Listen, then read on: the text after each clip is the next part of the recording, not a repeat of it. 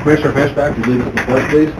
Pledge allegiance to the flag of the United States of America and to the republic for which it stands, one nation under God, indivisible, with liberty and justice for all. I heard that quick. I forget that thing every time. I put a note on my desk. It shows up 497. First item on the agenda is to approve the JDI Memorandum of Understanding and authorize appreciate signatures. Is there any discussion on that, or? I'll move to approve. Second. Moved by Sutton, second by Fishback to approve the JDAI Memorandum of Understanding. All in favor? Aye. Opposed? Motion carries. Moved right along in that one. Yeah. Well, and you guys can look at those packets, and Brian will be sending you a colored copy, so it's easier to see. Oh, But one thing that is interesting, if you go towards the back where it says the indicated detention decisions, according to the rate that we do on the folks that called in for all those juveniles, only 2% should have been detained, but we ended up with the 95 if you look on the next page, just because we have no alternative. And so that's why it's kind of nice to have all these folks in the community that are willing to sit down and say, okay, what can we be doing different?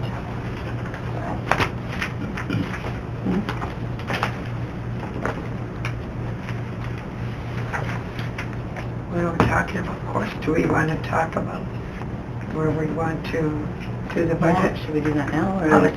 Your Yeah, voice carries very much. About 3 minutes before we got Carly up, but let's, Sarah, you got a couple things, let's do Sarah, and then we can go on to that. Okay. Approve the journal meeting minutes from January 30th. Move. Second. Moved by Kipley, second by Hanson, approve the minutes from January 30th. All in favor? Aye. Opposed? Motion carries. Claims and payroll. Move Second. Moved by Fishback, second by Sutton to approve claims and payroll. All in favor? Aye. Opposed? Motion carries. HR report. Move. Second. Moved by Sutton, second by Hanson, to approve the HR report. All in favor? Aye. Opposed?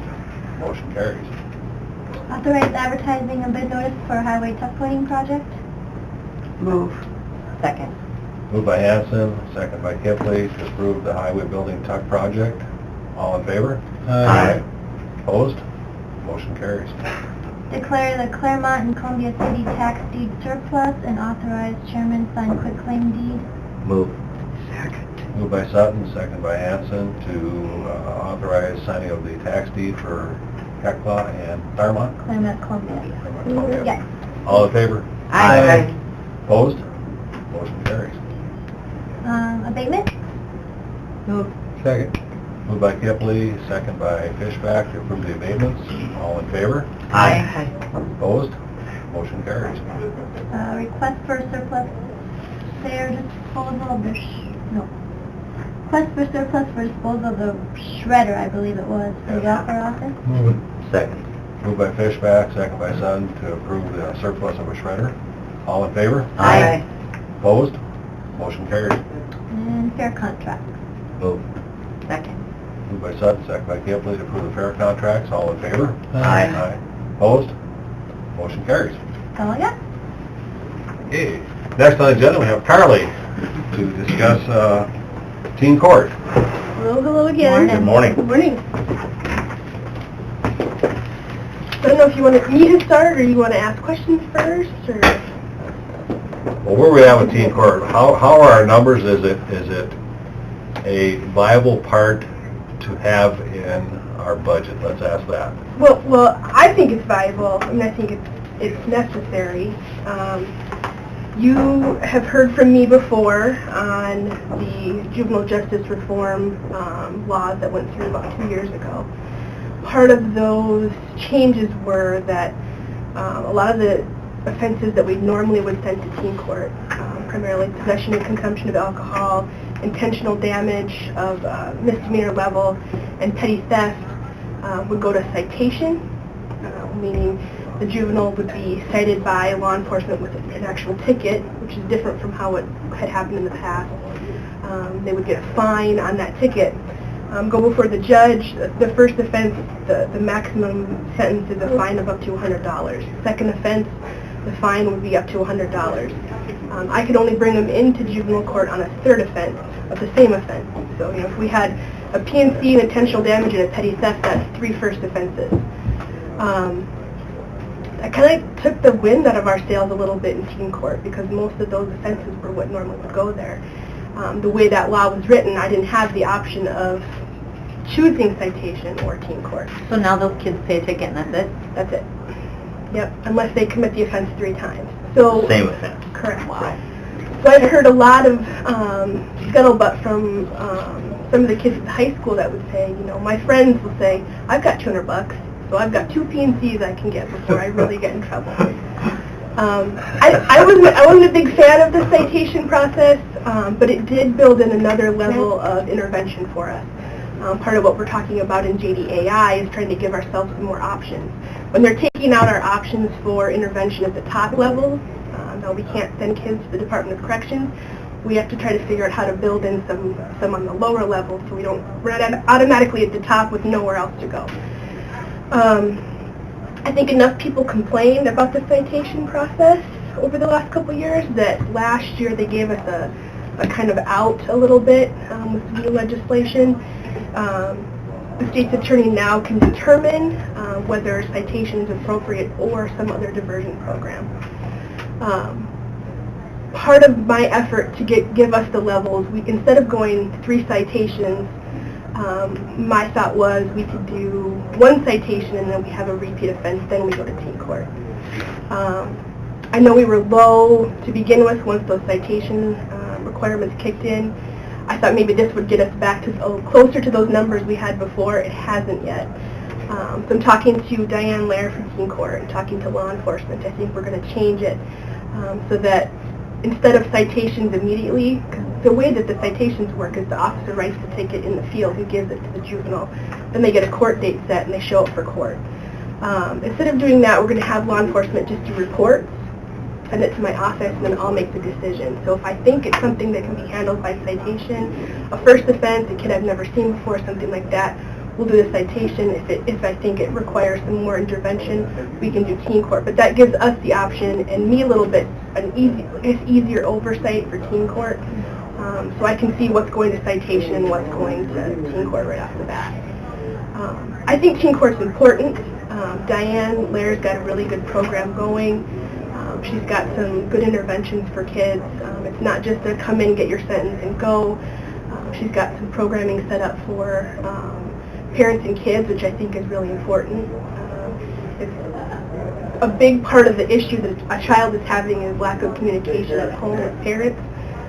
And we can get that intervention in before they're in the real juvenile court system. I think we can hopefully try to prevent more criminal activity down the road. And they don't get that with the citation system. Have you talked to law enforcement, Carly? Are they on board with writing the report versus citation? Yes, Okay. they are. I think that's actually less work for the officers and less confusion trying to figure out when court dates are and Sure. stuff like that. Okay, So. good.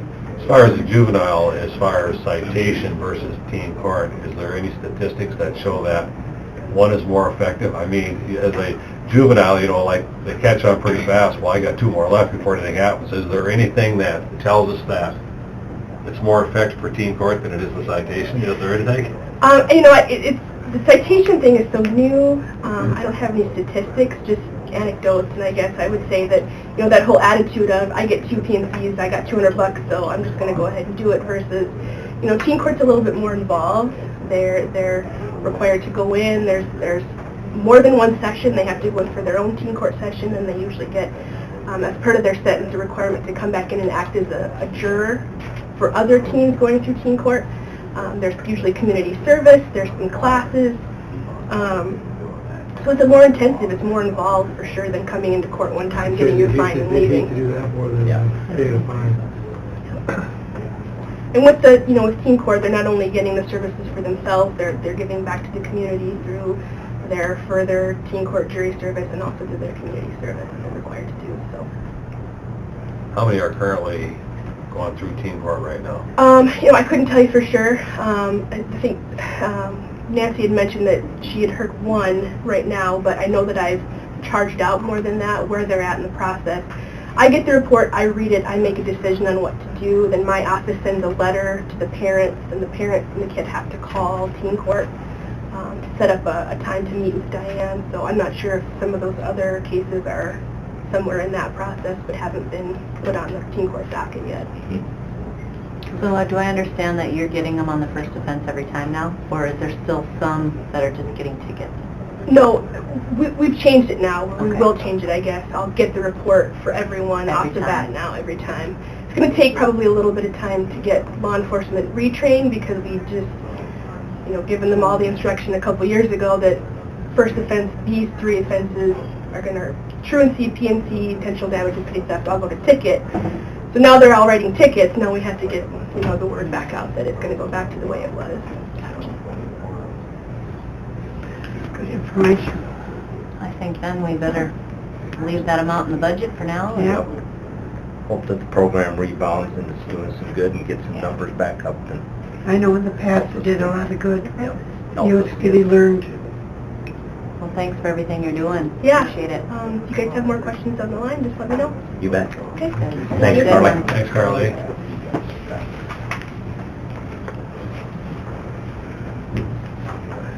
Next item on the agenda, we have Judy Dosh, Building Superintendent, discuss the building for the security systems.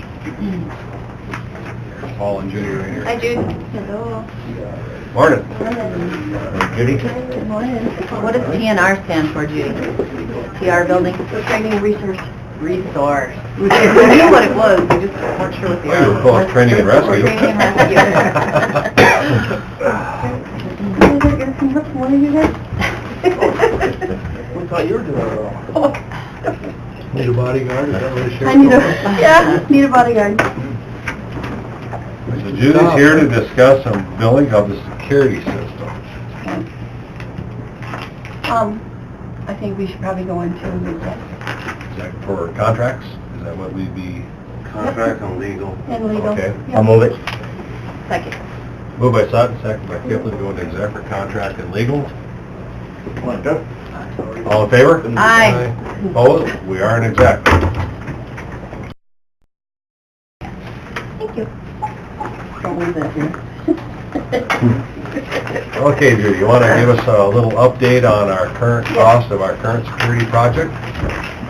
We had a security meeting yesterday, and for the elevator I/O board, and we have all the fobbing of the courtroom doors, like to the bench and to the courtrooms. That total comes to $33,987.26. Is that, is that so the elevator? Stop just a second. That's the I/O board is, yeah, that stops at the floor. Then and then on this cost though, I also have to have an electrician come, which is probably going to be about $1,000 to get an electrical outlet on the floor. And then I have ordered, which is going to be between $800 and $1,000, those ropes.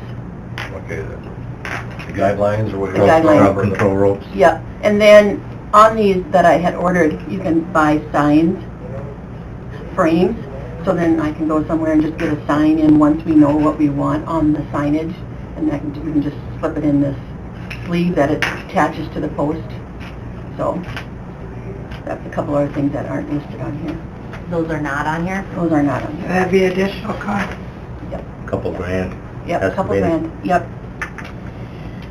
And then, on the court administration doors, that would be for the court admin, the fobbing, also up in the law clerk's office and one of the court reporter's doors.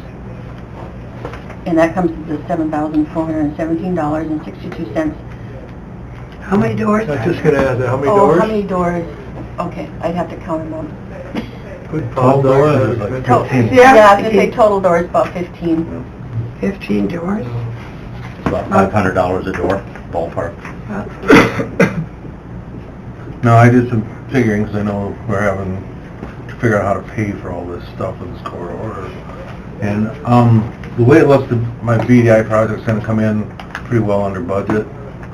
And if I don't do a couple server projects, which are fine, they'll be good for another year, I could cover this out of my budget.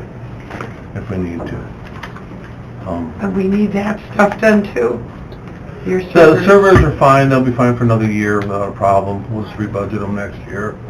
The VDI we're gonna do, but the numbers are, the prelim numbers that we're getting, you know, actual bids compared to our budgetary bids are coming in low enough that this shouldn't be a problem at all to take out of that money, out of my budget. So, we'll make it work. If everything crashes, then I'll have to come in and ask for a supplement. I think you already, we're taking the 100,000 out of yours, or out of fairground, Out of the fair Wi-Fi. board for the Yeah. Wi-Fi. We already did that motion here a few weeks ago. The other thing we were talking about is we don't want to put a damper in some of your projects, so, I think we'll be fine. if we take, let's see, it was at 7%? Yeah, 7%. And obviously, we're in the middle of a year, so we can't really dictate, hey, don't do it, but we can send out a memo to the different departments and say, we would prefer you not spend this amount on that. So we were just thinking that what we would do instead of that, Paul, and that's great information in case we need additional, because right now, between the labor, let's see, it was $177,000 was the grand total for retirement and the salaries and stuff, and then when we add this on, we're gonna be well over that $200,000, so we may still need some of that. But the other thing we were thinking is $20,000 out of the publication line from courts, because we've talked about getting rid of some of that. And then every department 7% out of supplies, and Materials. would get us to roughly $200,000. Yeah. And then It's what, not heard of people. so I guess if you need a motion, I would make that motion. We already have the Wi-Fi, but I would motion that we send out a memo to the department saying, hey, we understand we've already set the budget for 2018. Unfortunately, due to things out of our control, a quarter came down to us, and we all got to give a little bit this year. So 20,000 out of the court publication budget, and 7% out of supplies and Materials from each all from department. each department. Yeah, I second it. And as a matter of discussion, that 20,000 out of court services, this whole thing is for court services, so that alone would pay for about half of this 41,000. Yep. So that Good point. wouldn't have to come out of, you know, IT's budget. Right. We're still gonna keep it as low as we Oh, can this exactly. year, so. Yeah, appreciate that. Yeah. Yeah, but we might need it. Who knows? I don't know if that- We have a motion from Kipley to take 7% of supplies and materials from all departments and 20,000 from court services. We have a second by Sutton. All Hanson, I'm And sorry. I don't know if take is the right word, but just reallocate. We're not Reallocate. taking it, we're just doing away with that line item, or Yeah. adjusting that Adjusting line it. item. Yeah. I think it's probably a better verbiage. Yeah. Because I think Max said in the middle of the year, you can't adjust the budget already set, but you can Right. dictate to the departments that We you prefer prefer- they save that much of Right, right. for the end of the year. So that is our motion. All in favor? Aye. Opposed? Motion carries. Fair to everybody. Anything else in regards to Oh, I have where a we're lot. at? What's the time frame as far as, We'll start pulling the cable at night next week, once cable's in place. On the labor cost on this, I guess we should go through that. That's if we don't combine it, but we've got school projects at Groton, Aberdeen, and Frederick and Warner. So we're trying to coordinate so we can cut, share the travel expense, so that should take our labor down. So this would be a max number, this 41, or we're hoping for a little less. So, these are the quotes, I don't know if you need, chair needs to sign these, I would assume. So, One of the things we discussed at the security meeting yesterday was February 5th was the original date. We were told to have this up and running, the security from the judges. And our new target date is March 1st, is what we're aiming for, to have everything up and running. And Judge Portra was okay with that. Because we explained that, personnel need to be hired, and whoever's hired needs to get, give 2 weeks' notices possibly. So they were okay with the March 1st deadline. I want to let you know that. Thank you. yeah, we're gonna try to coordinate the install with San Antonio School so we can share some of that travel cost from Oklahoma. But if we can't get it coordinated, then we'll end up paying the full labor, and that includes your travel costs, obviously. any other questions? Mark, do you have any? Okay, thank you, Judy, thank you, Paul. Thank you, guys. Thank you, Mark. Mark, did you want to go over the additional costs that you handed out yesterday at all? Oh, I thought they had that on the handout. We have it, I just didn't know if you wanted to refer to any of it, okay? No, it's just The second sheet is just the Self-explanatory. per person estimated cost for additional equipment Outfitted. for 2 deputies. So it'd be that number times 2. Kind of weight them down a little bit more. a little bit. Go with the bill. Thanks, Mark. Thank you. We need to go into exec, please. What are they? For the pay.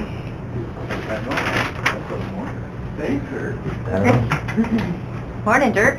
All right, next on the agenda, we have Dirk Rogers, authorized bid letting for County Road 14, department updates, and resolution to delete BR 117 from NBIS.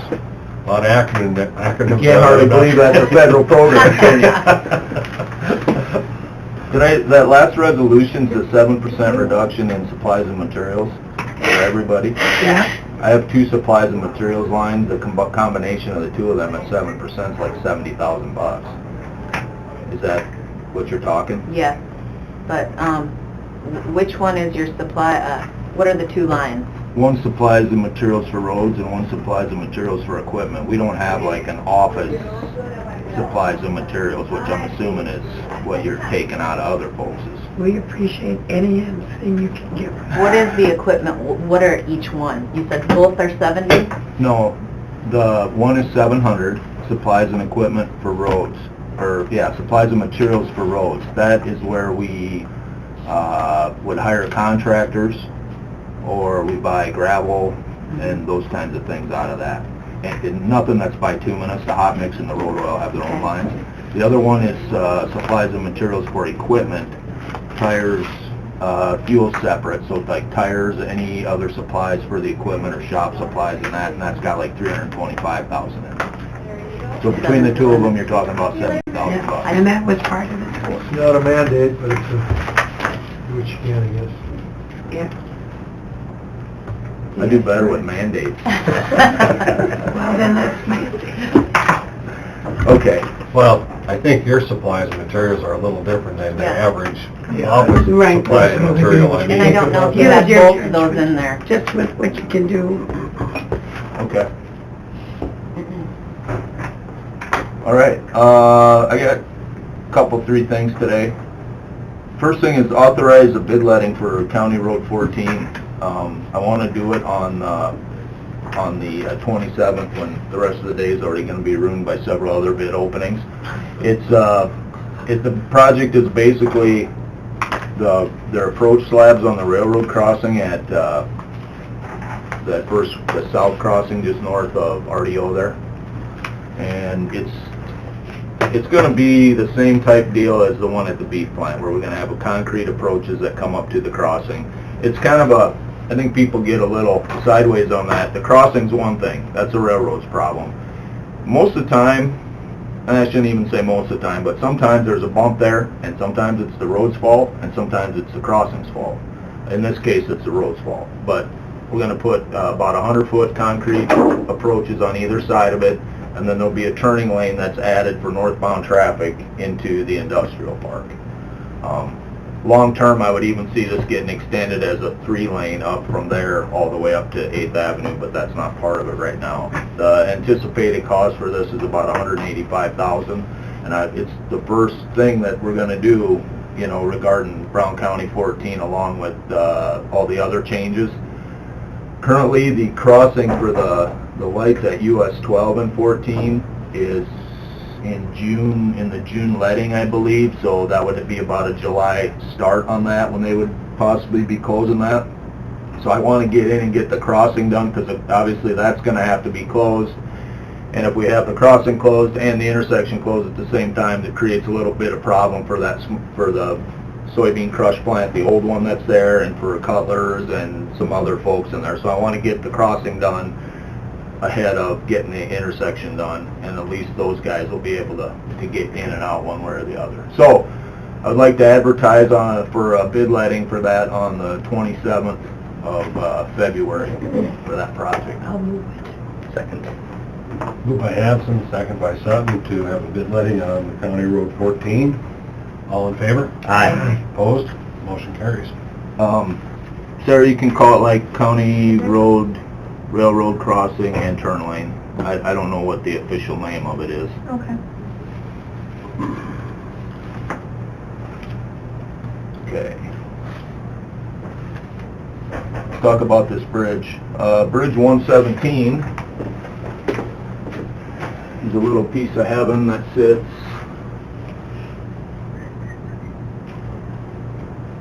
right there, right north of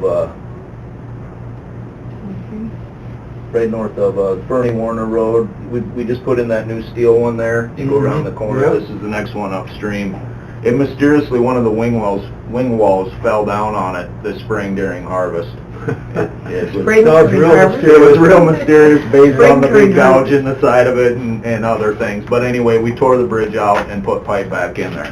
What this resolution does is, if you're going to keep a set of pipe as on the bridge inventory, you got to space them so that the half the diameter of the largest pipe, that's the largest space you can have between them. And I think these are 7-footers, so in a couple spots here, we got outside of 3.5 feet. So when it got inspected, they come through and they say, okay, this is no longer a bridge by definition, so we take it off the inventory. I can't imagine, I don't like speaking in superlatives and saying never and ever and all that, but I cannot imagine that there's ever going to be enough federal money available that you guys are going to be sitting here going, boy, we're going to spend this to put a bridge back in at this location. So this basically removes it from the inventory. You don't have to inspect it anymore, which isn't a huge cost, but it is something. And the number of bridges we have, I think, will go from 141 to 140. The neighbors. No, they're happy. I mean, there's seven 7-foot pipe in there. So it's not, we're not talking about closing it or anything like that. It just goes from its definition of being a bridge. Nobody said, geez, you should have built a bridge and not put the pipe in? No, they were actually very happy because it wasn't the greatest of roads. It was pretty much a dry weather road, but I know he's across the road there, Tim Fleece and Packies, and there's different groups down there that use it. So it's actually a nice project. It's just that a couple of them are 5 foot apart and it's no longer a bridge by definition. So that's the long version. We do have a resolution that you guys need to Move it. vote on. Second. Does that require guardrail all the way across the piping then, or is it just, Nope. you don't have to? Nope, if you get it, you make them long enough, like those are 50 foot long, the pipe are. So your traveled way is, 32, 34. They're actually, my feeling from talking to locals, there's a little bit of a trade-off there, because you can fit anything you want through here now. Doesn't matter. You can take your 6x across it, and it doesn't even hurt it like it does a bridge. So they like them from that standpoint. Some ideas about how well they flow, compared obviously to an open 100-foot bridge, I mean, but, Downside. yeah, but for the most part, people are usually pretty positive because it's Middle so of drought, easy. nobody cares. Yeah, right now it's not an issue, obviously. So then the resolution is removing this bridge from our inventory? Yes, yep, that's Okay. what it does. It's just the definition. It's got the numbers and the definition that the state and the feds use to identify, and it's just saying we're taking it off the inventory. We have a motion from After that little jog. and a second from Corner Gipley third, to right there. approve the resolution to remove bridge That's what I thought. 117 from the inventory. Marlon Radke, and he just passed away, by Yeah. the way. And Tom, and those guys are up here. All in favor of resolution? Aye. Opposed? That's the scheduling. Motion approved. Motion carries. You're cool on it? All right. Then just I'll give you a little department update on a few things we're doing and some paper we're pushing. We already talked about that railroad crossing thing. Bridge 425, that's a bridge at the Hall Pit that we got the grant for. That's done in design. It's submitted to the DOT right now. Then the DOT and the consultant play ping pong with it for a while, send it back and forth and complain to each other about the changes, and then eventually they get done with that process, and then it'll go to bid letting when everybody's happy. So I don't know exactly when that's happening, but it's the next couple months. So West Bridge at Richmond, that's moving forward nicely. We resolved some challenges we were gonna have with the force main that the sanitary district owns, but they've come up with a pretty good resolution. They're gonna bore part of it, because that thing used to hang on the bridge, and they're gonna go ahead and bore it, as part of the project. We put the moving of the sewer line, or the force main, is right in the project, because that's the easiest way to do it instead of trying to coordinate two things. We just put it in there, and they'll be responsible for paying for it. But the good thing is they're gonna bore it underneath the main part there, and we won't have to, because if you're hanging on the bridge, you got a little bit of a design consideration in there for having that extra weight hanging on the bridge that you have to worry about.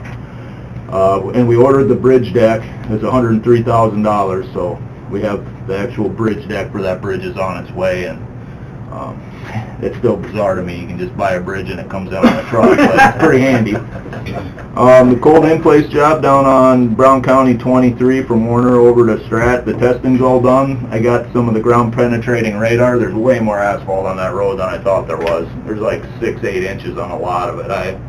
Which it kind of explains why you don't have any potholes, but you have the collapsed cracks all the time. Yeah, so rough. Yeah, so, but that's moving forward, and hopefully I'll get some plans here. That'll be another thing, just like today, I'll bring in and say, all right, I need authorization to go ahead and let this project, but that's a separate project, that we'll see how it goes. I'm kind of excited about it, and I hope it's as economical as they say it is. Of course, I'm watching the legislature for different things, and I know that some folks on the south side of town have mentioned more than once, and I've been a little negligent in getting it going as a Jake break ordinance. I will try to get something done here. People don't like that sound? I guess not. Sounds like money, doesn't it? That's what I thought. But. I kind of like to hear it. So there's two different ways that they're doing that right now. I wanted to touch base with the guy at the DOT. He's been ill. He had a rough Super Bowl because he's been ill for a couple days. But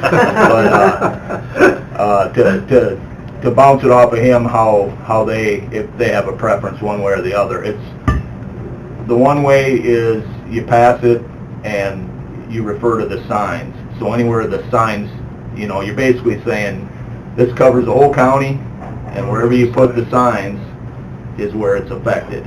Now that's probably the cleanest and the easiest, because you guys aren't just passing this for the county roads, you're also passing it, it's a noise deal, so you'd be passing it for the entire county. So if the townships or the DOT or anybody else would want to do it, you guys would have to, even if we didn't have any push to do it on the county system, you would still have to pass. Well, how is it now? Coming into Warner, it says you can't use your Jake brake. It's yellow though. Now that one, I think it's yellow. You really can use it, only you're just... Yep. Dark. Just a suggestion. Yep. Yeah. I'm not What do you sure, mean, if Tom. the sign's yellow? Yeah, if the sign's yellow, it's a warning. It's a Now, warning. I have to qualify yours. I can't remember if those are yellow or if the city passed something down there. I think the city. I think they did. Yeah. And Aberdeen must have too, And I because I know think- there's one But on even Sixth Street if coming city from the pass, north. if it's still yellow, Yeah, if it's yellow, it doesn't. See, I've done that before. But I think theirs are white. Yeah, if they're white, then it's got an ordinance behind it. If it's yellow, it's a warning. I see. And in the Yeah, past, I remember. like the ones north of Bath that have been there for 13 years are yellow and have never, So we have no red ones countywide? they would be white, Or black white. on white. We have no white ones Not countywide? on the county, no. If there are, then the city of Aberdeen or the city of Warner The municipality. have it within their municipality.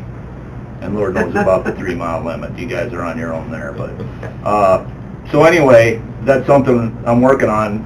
The other way to do it is just like our speed zone ordinance, where you say the whole county's 55 except at these locations. To me, that's probably better from a legal standpoint, but it's also sounds like it's more cumbersome to me, because then if the DOT wants to add a road or the township wants to add a road or something, then we have to come back in under their inquiry and amend the ordinance, whereas otherwise they would just have to get the signs and put the signs up. And my only thing is I need to verify that line of thinking is correct, and I'll get something and get it to Chris's office so that he can this week. Next week, I gotta go back into the Jawbreaker, work on my mouth some more, so I don't know if I'll be here for sure. And if I am, I might not wanna be. Sounds like fun. Yeah, it's a good time. But, so if not, it might be something that I bring up to the auditor's office or I bring to Gary to present if I'm plenty comfortable with it. If I think it needs further discussion, then it might come back. Might be another week. You guys understand what I'm rambling about there? Yep. Okay. And then just our day-to-day stuff right now, we're hauling gravel to the Sullivan grade. You gotta work the crap out of the pile to get the chunks out of it, but it's actually going decent. We're still collecting field stone up at north and west part of the county, picking up rock piles. The rock piles aren't so bad. I tried actually picking the rock one time, and that was an economic disaster, so we haven't gone back to that. That was a one and done deal. But to go and get the rock piles that are already stacked up, if they're not too bad, and do it in the winter, it's okay. Still treeing, and we're still hauling some P-rock over from Summit, so that's about it. Pretty slow. No snow removal to speak Just of. gonna say that, the roads are nice and Yeah. grassy, Yep. Are and- you, is there any projects you're gonna be bidding that you gotta move up? Because it sounds like a lot of these contractors are already securing jobs with it being so dry. Is there anything? I generally do things as quickly as they're ready to go, so, and I have a pretty good idea on most of our jobs. One of our jobs here is so specific, there's only about 3 guys between Colorado and St. Louis that can bid on it, so I'm not too worried about that one. The other projects, based on the size of them, and, you know, the dollar amount and stuff, I'm pretty sure they're gonna be done by local folks because they're just, we don't have anything that's a huge amount of money, that would, you know, warrant somebody coming from a long ways away, so. Okay. And, okay, that's it, you guys. Question for you. Yep. Township roads, the township controls those, they can put weight limits on their township roads? Yep. Just the same as we do, you just pass a So- resolution. So then how do they police that if somebody's on there and they get caught? I mean, who takes care of the over tonnage guy driving on their signed road? There's a couple ways you can do it. Can they permit that and run it through their township as a permitting source?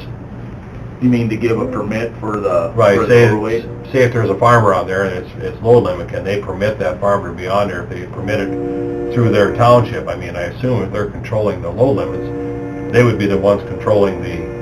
You can with everything except spring load limits. Now, if you permanently post, which a lot of townships, go up to Ordway Township, they have a lot of miles that are posted. But if you have a normal posted road like our 8th Avenue that's posted year-round, you can give a permit for that. And we do for the egg producers. Like the guys that farm on 8th Avenue, they get a permit to get stuff off the field. Spring load limits are different.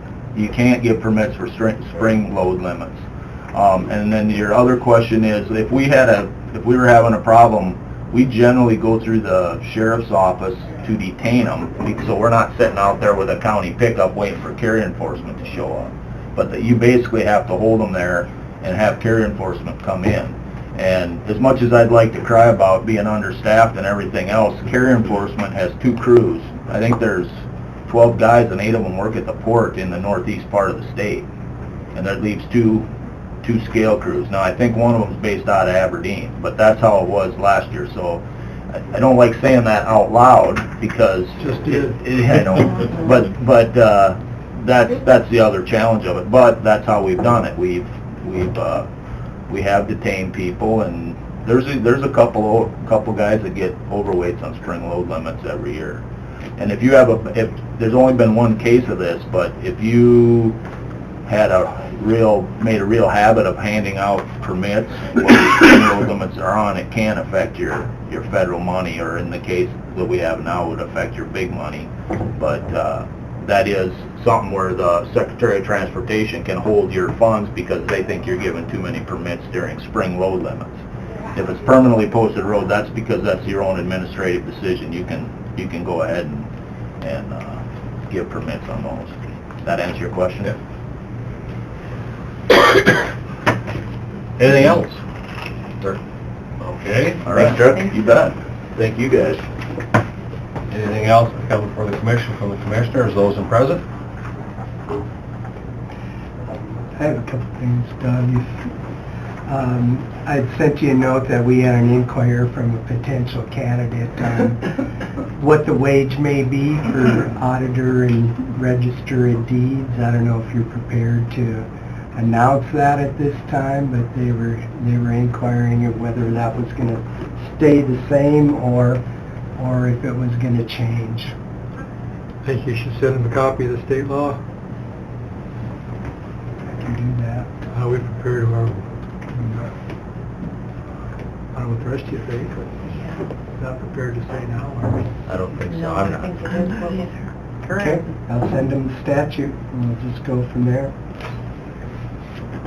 Also, Scott Bader had inquired about notaries in the building, and right now, most of the focus goes to Sarah, and unfortunately, when she's gone, there's generally people are looking around for where the notaries are and things, and so Scott Bader himself became a notary, and Roberta is from the deeds office. The treasurer's office is pretty much all covered, and then Sarah, and then Becky and Polly from the assessor's office. But most of them have the rubber stamps versus the embossed, and that's where the issue is lying for the most part.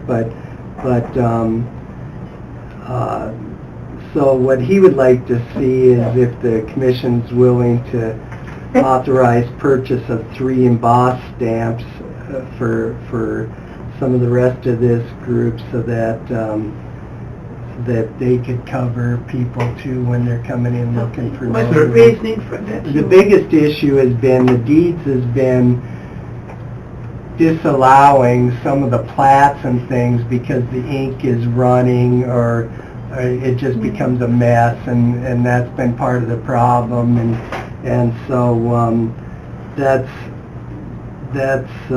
basically what the issue is. And then he'd like to see actually even one more notary from the auditor's office if possible, but that was his suggestion. And Sarah, did you pay for your own, No. or the office Yeah. paid for it? What is the cost to become a notary? It's about $100 just for your insurance. Yeah. Okay.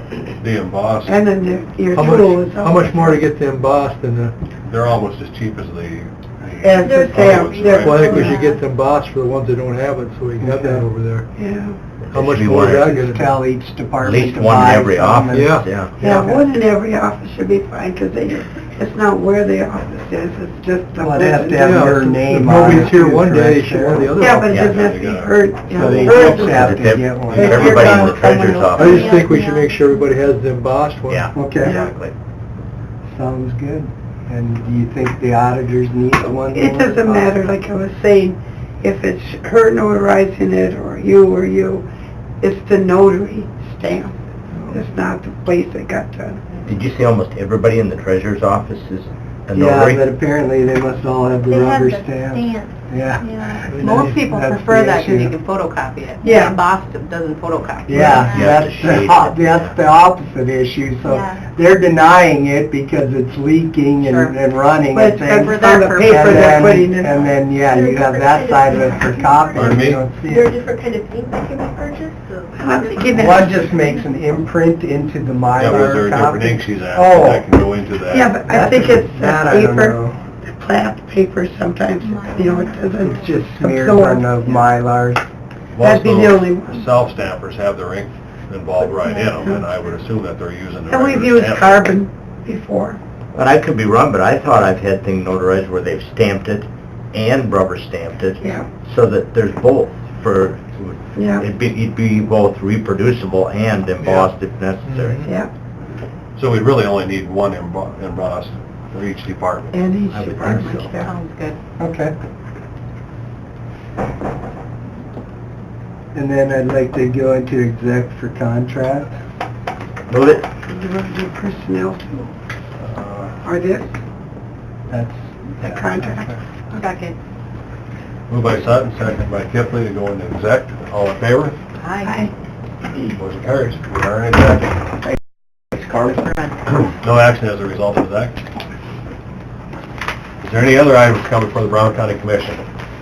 Just a heads up to contact your local 4-Hers that you know, they're all selling fruit, so go support Brown County 4-H. Can I bring you a check for that next week? That'd be great. I should order the pears, I'm gonna order the beef sticks. Hearing no other opinions or options, I would entertain a motion to adjourn. Second. Moved by Kipling, second by Sutton to adjourn. All in favor? Aye. Aye. Motion carries. Department head meeting at 11:30? 11. 11, okay. I'm Glad I asked.